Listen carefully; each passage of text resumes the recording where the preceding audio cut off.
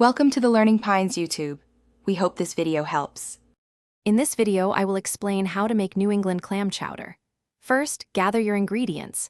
You'll need about 2 pounds of fresh clams or 2/6, 5-ounce cans of chopped clams.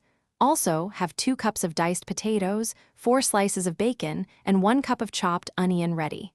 Don't forget 1/2 cup of celery, 2 cups of heavy cream, and 2 tablespoons of butter. Let's start building that rich flavor. Begin by cooking 4 slices of bacon in a large pot until crispy. Remove the bacon, reserving the fat, and chop it for garnish later. In the same pot, sauté your chopped onion and celery in the bacon fat until softened, which takes about 5 minutes. Stir in 2 tablespoons of all-purpose flour to form a roux. Now, let's bring it all together. Slowly whisk in 1 cup of clam juice and 1 cup of chicken broth, ensuring no lumps form.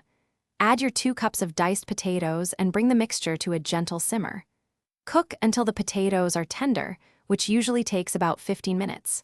Finally, stir in your clams and 2 cups of heavy cream, heating through without boiling.